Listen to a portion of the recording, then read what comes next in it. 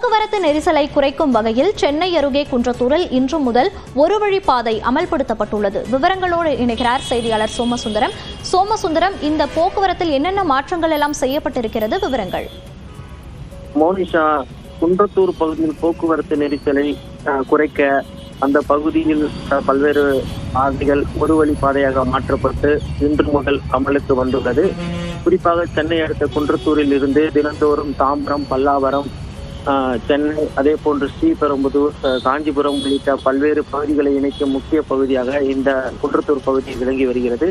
இந்த பகுதியில் தான் பிரபல குன்றத்தூர் முருகன் கோவில் உள்ளது. அதே போல் திருமண மண்டபங்கள் பல உள்ள நிலையில் இந்த சாலையில் நாள்தோறும் போக்குவரத்து நெரிசலானது அதிகரித்து வந்தது.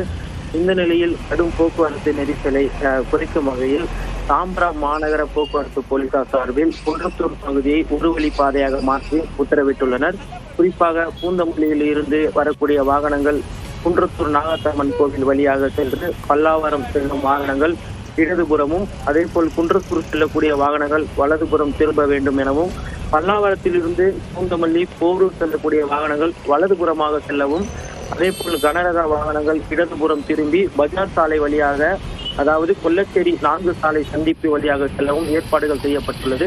தற்போது இந்த சாலை ஒரு வழி பாதையாக மாற்றப்பட்டுள்ளது. அதைத்தான் நேரடியாக தற்போது நாம் பார்த்து வருகிறோம். இன்று முதல் அமலுக்கு வந்த நிலையில் அந்த பகுதியில் போக்குவரத்து போலீசார் தீவிர பணியில் ஈடுபட்டு வாகனங்களை திருப்பி அனுப்பி வருகின்றனர். இருப்பினும் ஒரு சில வாகன ஓட்டிகள் போலீசாரிடம் எந்த பக்கம் செல்வது என்று தெரியாமல் வாக்குவாதத்தில் ஈடுபட்டு வருவதால் பரபரப்பான சூழலும் அந்த பகுதியில் காணப்படுகிறது. இதனைத் தொடர்ந்து சிறு குறைபாடுகளை அந்த பகுதி நிலைவு வரும், அதாவது வாகன ஓட்டிகள் கவனத்திற்கேற்ப பல்வேறு தீர்வுகள் கண்டறியப்பட்டு பின்பு சாலை முழுமையாக சீரமைக்கப்பட்டு பல்வேறு பகுதிகளுக்கு செல்ல பாதை ஏற்பாடுகள் செய்யப்படும் என போக்குவரத்து போலீசார் சார்பில் தெரிவிக்கப்பட்டுள்ளது. விவரங்களை பதிவு செய்தமைக்கு நன்றி சோமசுந்தரம்.